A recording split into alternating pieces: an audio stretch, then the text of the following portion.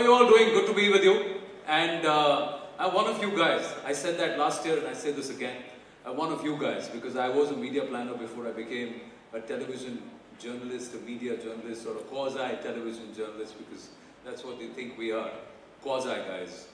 People who come and say a lot of things, but are you really journalists? A lot of people ask us. Where every day we take that half an hour to prove, that 1 hour to prove our mettle and our ability, and I hope over the next 45-50 minutes, the man in question, I can do justice in this chair, because he is somebody we all love, don't we? Don't we love Jonty Rhodes? Let's start. How many of you remember 26th of February 1992, World Cup? Who was that against? Do you know the opponent? Pakistan. There was somebody, Mr. Potato, who was trying to make his way back. See, when a potato races against a panther, what happens? You get the man who we all remember. That one freeze frame, Jonty Rhodes, is etched in our memory, and you have lived up to so many more. So big round of applause for the man he's been. And this is why he's so right for this leadership summit. Because leaders lead by example. He doesn't need to be captain of a cricket team. He just needs to be the man on backward point. When you know you have Jonty Rhodes there, you know you got 15-20 runs saved. Alan Donald knows that he's going to have good scores in terms of their bowling figures at the end of the day, even if he has got a bad day with the ball. That's what Jonty Rhodes could do. No, please don't throw. You will ruin my reputation. No. It just surfaced as a cue, did it? No. I didn't intend to throw the ball, and because I know he'll make a dive for it. But I want to give him the ball, and Jonty, just tell us, what was Bancroft actually trying to do? Yes. And how do you legitimately do it? Without using sandpaper. Well, it's a good thing he put the sandpaper, not the ball, down his pants. I think he got that wrong. But firstly, what I want to say, is that I was sitting backstage while you were getting lost and listening to the last two speakers. And what was the first thing this journalist said? What did he speak about? Which country? India. Pakistan. So Faye, thank you. I'm listening to you. I heard that, and I will try and educate the rest of the media in India on your behalf. So that wasn't the only thing. The sports minister spoke about school teachers and maths and science and the importance of that. Do you know what kind of teacher my father was? Can you guess? PT. Yeah, so yes, both speakers I've already related to. So if you get here early, on time, you can get a feeling. I mean, I do understand that IST is Indian stretchable time, but that's why you don't do a live show. Yeah, right. That's why you don't do a live show. No, that's the only reason I do a live show, because the moment they say 5, 4, 3, 2, 1, you're there. You're on the ball. You're running into the studio. You're sitting there, and they're saying 5, 4, 3, 2, 1, and Jonty Rhodes is wondering, where's the guy who's going to be supposed to be too? I was there. You go. Voila, I was on time. There you go. Thank you. Good to be here. Thank you. So let's talk about this. Don't sidestep this. I'm not going to let you do that. You're going to pick up the ball and tell us what is it that they were doing and why is it cheating?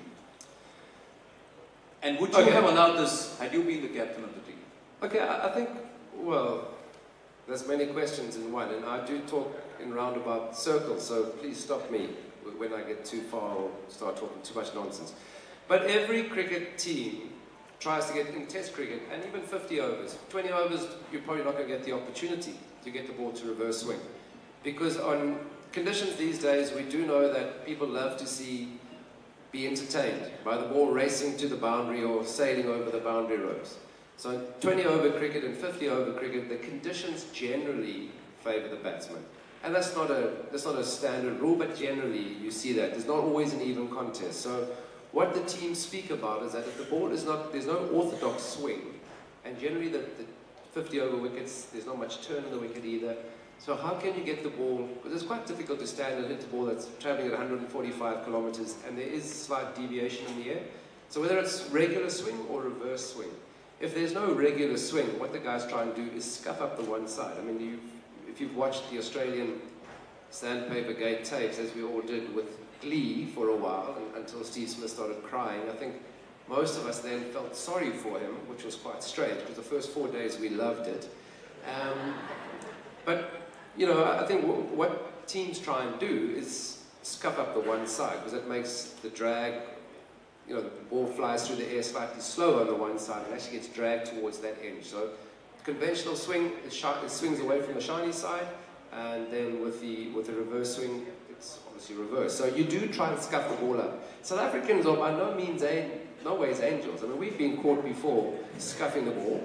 Faf du Plessis, the current captain, he was pretending to shine the ball. Well, he was shining the ball, but his pants had a zipper for a pocket, which was fairly convenient because he was just rubbing the ball very hard. Vernon Philander himself, he's used his thumb to just clean the ball, I think he said. Take a bit of dirt or wickets off it, or a bit of the pitch off it. So from that point of view, every team does try and scuff the ball. Generally what happens is you throw the ball in on the bounce, one bounce to the keeper, which the umpires do monitor. Now, I'm a fielding coach. In T20 cricket, I was a fielding coach. I am a fielding coach. I was a fielding coach. Till December 2017. Yeah, till last year. But what I generally ask is the players, please bounce the ball in when you throw the ball from the boundary. Because it's a flatter, harder, you know, more direct and more accurate throw, as opposed to something that's looping in the air that doesn't bounce to the keeper. But the umpires are watching. And if they deem that the fielder is close enough, generally where the circle starts, to reach without bouncing, they'll ask the player to please keep it up. So the umpires are monitoring it. But they didn't seem to be watching that sandpaper that snuck into his hand. You know, so from that point of view, teams do try and scuff the ball up, but within the rules of the game. So that's the one thing. You know, it does happen, and every team is trying to achieve reverse swing. The second thing, very surprised that the Australians would firstly stoop to using sandpaper, which is obviously very blatant and quite difficult. I mean, you've seen the old war movies or criminal movies where you try and destroy the evidence and you eat the paper. There's no ways you're going to... He was very brave to put the sandpaper in his underpants. I don't know. He should... I'm not too sure why the Australians criticised him. The Prime Minister should give him a medal for bravery. Because I saw it was like third grade sandpaper. It's pretty rough stuff. So there'll probably be a movie coming up pretty soon starring Bancroft. I think his name. The last thing, obviously, we're talking about leadership. So that falls under the ambit of Steve Smith. So how come he allowed that? And it's been interesting because, you know, he's got a huge following in India. He's a very popular cricketer in Australia. I mean, being compared in the same breath to Sir John Bradman, and that not many players, batsmen especially, even get close to that sort of comparison. You know, that strange technique that he has, you always think, well, he's going to get out, and he just never seems to get out against whichever team he's playing against. So as a leader, this has certainly been his biggest test to date. Not been his only test. Yeah, you'll remember talking about the DRS, the referrals, where it's not Australia were touring India, and he was standing there getting advice from the dressing room. So, you know, for him to talk about brain fades then, sandpaper gate now, which has all happened under his watch, as a captain and as a leader, that's the only disturbing thing. Because the first time, you can not understand it possibly, but not really forgive it. And when it happens on a continual basis, possibly there's an erosion of that leadership that he has. True. Before I move on and come across and talk about leadership moments and crisis moments, you will have to get back to that cricket ball in some time, but you can have that sip of water. Share with us what you shared with me in the morning. That's an interesting anecdote. It's not something which I've heard from Jonty Rhodes before, of how you were witness and also perhaps you didn't become a victim, I don't know, to tampering of the ball from one of the best masters of the art of swing bowling. Not. He's going back to Pakistan. I mean, what? Okay, if I have to. I played one season of county cricket. I retired from international cricket in 2003, and then I went and played for Gloucestershire, which is the hometown that's based in Bristol. And we weren't a very strong 4-day team. That you played 50 over limited overs competition, and you played the 4-day. And county cricket is a lot of cricket. It just goes on and on and on and on. And there was a coach, John Bracewell, New Zealander, who was coaching Gloucester. And all his information in the build-up to the season to me had been, Jonty, if you can get the players to love the game as much as it looks like you're loving it, he's not worried about results, or especially in the 4-day cricket. In the 4-day cricket, we actually got promoted to the first division, because what happens in county cricket, because they're playing so much, is that if they're behind on day 2 and day 3, they just give up, because they want to go home and have an extra day off. So what we were doing, we weren't winning every game, but we were drawing, we weren't losing. And one of the matches, so we weren't a great side in 4-day cricket, but one of the matches we had been forced to follow on against Northants. And Shane Warne had played there, but he wasn't that season. That season they had Wasim Akram as one of the overseas professionals. And a chap, Alan Mulally, who was, I think, Australian by birth, but also possibly playing as a local with the Colpack deal in England. And we were forced to follow on 150 odd runs behind, and myself and the opening batsman put on a 200-run partnership, because generally by day 2 or 3 in England, it's pretty fair batting conditions.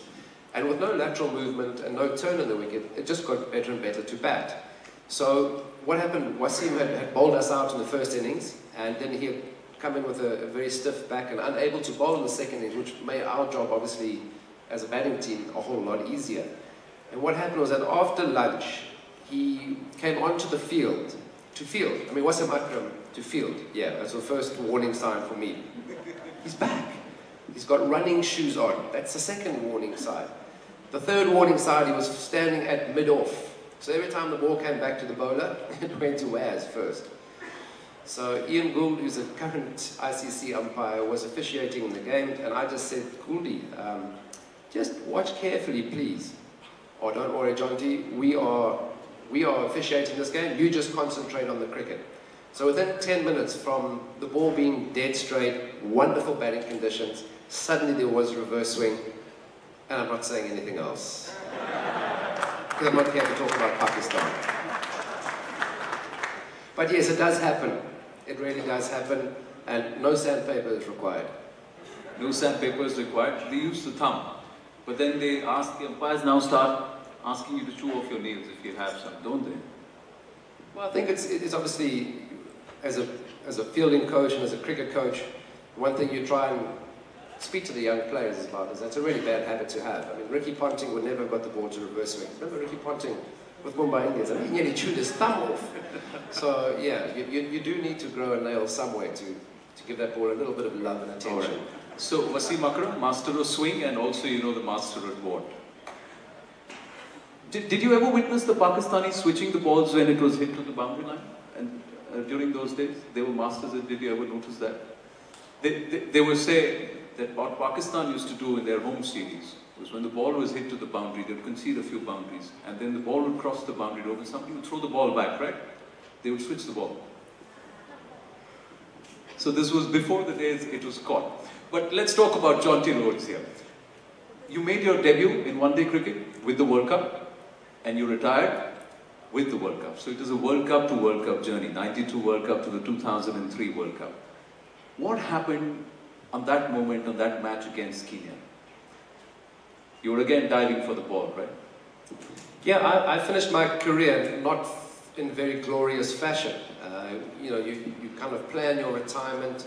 Obviously, a home World Cup in South Africa, part of the plan was to finally stop being accused of being a choking team and get to the final and win a damn World Cup. And it wasn't to be. It wasn't even the fact that we got knocked out at the end of the first round robin stage. The second match against Kenya, Nicky Boyer was bowling, so left arm spin. I wanted to be in the action as much as possible. I mean, I really loved fielding. I might have given it away with this really big smile on my face, very dirty clothing. I mean, I was very grateful we wore green as a team because my laundry bill was through the roof during the Test series. And at the start of my career, you were actually given a laundry and a phone and a food allowance. And everybody else they wore the same clothes for 3 days. But for me, I had to spend all my money, you know, end up bathing with my socks and my underwear. Again, fortunately, no sandpaper in there, just to try and save on the allowance. But in the last game, for me, of my international career, was not even diving too far. A ball just going to my left. The batsman stepped out and he hit a full-blooded half volley at me at sort of short extra cover. And instead of catching it, I actually dropped it and caught the ball on the end of my finger, or not end of my finger, sort of full on the side of my hand. And it broke my finger. And the interesting thing was, I'd broken it once before, and all the injuries. I mean, I've got a finger that does go around corners Yeah. So it's you see that finger, little finger of his? Yeah. How crooked it is? How many times he must have broken it? It's a little bit crooked, but only broke 2 bones in my entire career. So never as a batsman. I probably never batted as long as I should have batted, but twice in the field. So at the end of what we did, because it was only the second game of the tournament, and in a World Cup you're allowed 15 players in your squad, and you can only replace a player with another player. Yes. So you have to leave the squad. So initially the hospital was right next door. It was at Potchefstroom.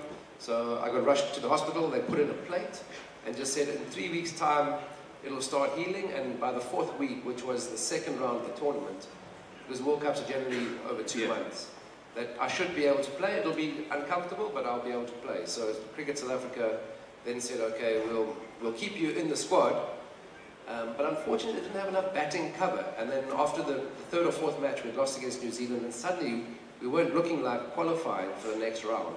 And they panicked slightly and said, okay, we need to bring in Graeme Smith, a young player who had made his debut in the December-January against Australia, but because they had already selected the World Cup squad, was not included. So I made way for Graeme Smith. The start of his career was... Think about that. He makes way for Graeme Smith, albeit with an injury, and that's how his exit happens. And South Africa get their future captain in Graeme Smith, who you believe wasn't such a good captain. Hey, no, not at the start of his... They were talking about leadership. I say he wasn't a good captain, because sometimes results are... They don't tell you the full picture. And the interesting thing was, I only had played under 3 captains in my entire career. Kepler Wessels was one, who had played for Australia and had obviously left South Africa during the years of apartheid. We had economic and sporting sanctions. So went and played. A couple of guys went and played for England. We had Alan Lamb and Robin Smith playing for England. We then had Kevin Peterson obviously further down the line. But Kepler Wessels was our only export to Australia. And he came back to South Africa on a rebel tour in the late 80s and stayed on because he was then banned from playing international cricket. But when South Africa was readmitted, he then captained the World Cup in 1992 for South Africa. And he just was the only international. Whether Peter Kersen was the senior player in our team at 32, Hansi Cronje and myself were 22. And none of us, whether we were 22 or 32, had any international cricket experience whatsoever. I mean, South Africa had come to India, you had very kindly hosted us. When I think Pakistan were about to shoot a nuclear warhead at you guys, so you cancelled that tour. Yeah. And we quite happily put our hands up and said, take us, we'll play. And South Africa were readmitted. So Kepler realized that in Australia, he needed younger players in the squad, fast legs, big outfields. But his leadership style was, it's my way or the highway. Because he thought, being the only person with international experience, no one else had an opinion. Which was interesting, because, you know, we had fathers, we had 2 teachers, we had an apple farmer, we had a lawyer, 4 university students, and maybe 2 full-time cricketers who were playing 6 months in the UK and 6 months in South Africa. So it was an interesting mix, and I understood Kepler's dilemma, but if you've heard him commentate and you've heard him speak, he's pretty aggressive and punchy, so he doesn't pull or hold his punches. So that was his leadership style. Then we had Hansi Cronje, who, before it even became a part of the coaching vernacular, he had these people skills or man management, where you can now have a coach who's never played himself at international level, but as long as his people skills are good, he can coach whatever country he wants to go to. He can get the best out of the players and the best out of the team. So that sort of comparison to Kepler, and then Sean Pollock, who was an incredible cricketer, an incredible cricket brain to go with that. Different styles of leadership, which you're going to get in the personalities. You can never be somebody else as a leader. But when it came to Graeme Smith, I was now working for the bank that sponsored the team. I have a Bachelor of Commerce degree, and I actually trained and worked as a business banker in South Africa. Fortunately for me, we started what we called Pro 20. So we launched T20 cricket in 2004. So way before it became sexy in the IPL, we thought it was really sexy in South Africa. And the bank had brought it on, We had to convince the cricket board, as you do in most countries. Pakistan, of course, not about India. India, BCCI, amazing. And we convinced the cricket board that, hey, this is quite a sexy game, man. So, the crowds will come down because domestic cricket had almost peaked out or plateaued with the viewership. And I became sponsorship manager of the brand, of the 20-over cricket, and then of the entire Standard Bank cricket sponsorship. So I got to see Graeme Smith, who is now the new captain after Sean Pollock got fired in the 2003 World Cup. And I got to see his leadership style up close and personal. And Gary Kirsten, remember him? Oh, he won the World Cup for India. Nothing to do with the helicopter shot. Nothing to do. He's the only South African to have won a World Cup. Okay, it was for India. Well, we'll take it. We'll take one. 160. We'll take it. But Gary Curzon kept telling me, because I'd say, Gary, man, the stuff I'm reading in the newspaper, just, for me, it's a concern. I mean, Graham Smith is 22. I mean, let's face it. I remember 92 World Cup at being 22 years old. I knew absolutely nothing. And even though Graham Smith had now had, and we had no South African international heroes to look up to. So Graham had already had a generation of international cricketers from his own country to respect and admire and to follow. But Graham was fairly critical. He called it truthful. And the media loved him, even the South African media, because we like honest people. Everyone loves a little bit of a story to kind of latch onto and drive home. And he wouldn't say anything nasty, but he would talk about, so the journalist would say at the end of the day's play, and we'd lost by 10 runs or 15 runs, the journalist would say in the press conference after, so Graham, where do you think you guys messed up, or where do you think it went wrong?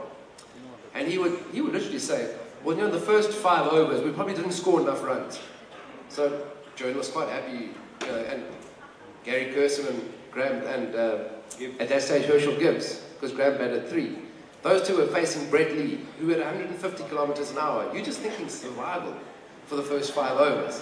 And you read about your captain saying you didn't score enough runs, where you kind of get through that initial stage. So his captaincy matured as his personality matured. He was a good cricket captain, and the results speak for himself. He also then brought in this Protea fire, so a real team ethos and a team culture, which he brought along. And because he had the good leadership skills to go with it, he didn't force it on like he kept the vessel. But tell me something. I know this question's been asked of you, and you're always ready with an answer, but I have to ask you this, because this is something which is hanging around in the heads of a lot of people. Choker, pucho, choker, pucho. So I'm going to ask him about this. You had multiple leaders, Kepler Wessels, Sean Pollard, you had Graham Smith, and in between, you guys part of the leadership team, as seniors. Why is it that this choker stag sticks on you? What is wrong with South Africa cricket? What goes off in the mind that in that situation you lose? Have you not forgotten what happened in 1992 with the the deal method, or what's wrong? Yeah, I think the crazy thing is that I played in 4 World Cups for South Africa. So from 92 to 2003, there were 4 World Cups. And then I coached South Africa as a fielding coach in 2007 in the Caribbean, the West Indies. So in all those tournaments, I never once felt that, man, we've thrown this game away. 1992, so before, was prior to the Duckworth-Lewis method, we had a rain rule that was really in favour of the team batting first. Yes. It worked in our favour against Pakistan, because when we played that day when I tripped over my laces and fell into the wicket and some guy took a great picture, which I took credit for, it was me, part of the plan. It was just me. Are you willing to concede that? He says he tripped on his shoelaces and that's what happened in February 1992. Are you willing to believe that? Yeah, of course. Anyway, so... Wish we all tripped like that at that time. So that rain rule works in our favour against Pakistan, and then worked against us in the semi-final. We literally lost 10 minutes. So we were going along with 21 leader of 13 balls, Dave Richardson, Brian McMillan, 2 of our most experienced players in a non-experienced team at the crease, and looking like we were going to win the game comfortably in the semi-final. I mean, Pakistan did play really well in the final. The ball did swing. I don't know how it swung so much. Just beggars belief. Anyway, so no guarantee we would have won the final. But there was no grass on the stadium. There was no grass on the entire turf. Of course, at the MCG. So in our first outing, we probably got further than anybody expected us to get, which for us too was, if we were honest with ourselves, was a pretty good result. So barring 10 minutes of rain, we could have got to a final. 1996, there was this chap who played against the West Indies. They then changed the rules because they introduced 2 more teams. So they then had the first round and then quarterfinals. So the first time they'd been knocked out of the World Cup. And that guy from the West Indies, that left-hand guy with the big bat lift, what's his name? He could play a little bit. Brian Lara. I mean, he scored 100 on a slow turning wicket in Pakistan of all places. That country keeps coming up. Nobody else would score a run. And he made it look so simple, as class players generally do. The rest of the West Indies team, the rest of the South African team really struggled. So he got 100. He was dropped early on in his innings by the wicketkeeper, which didn't help. And, you know, if we had changed that, so it was never a case of we've choked in 96, we didn't even get to the semi-finals. The first knockout, we'd won 5 out of 5. So everyone then went, oh, okay, they're back at it. What happens? Because I remember Alan Donald, Ricky Ponting, that episode, then Sachin Tendulkar. Yeah, so we had, I mean, in 1999 we played against England. We played in England against Australia in the semi-final. And Donald and Klusno bagged together with literally 1 run to win. We didn't lose the game, we tied the game.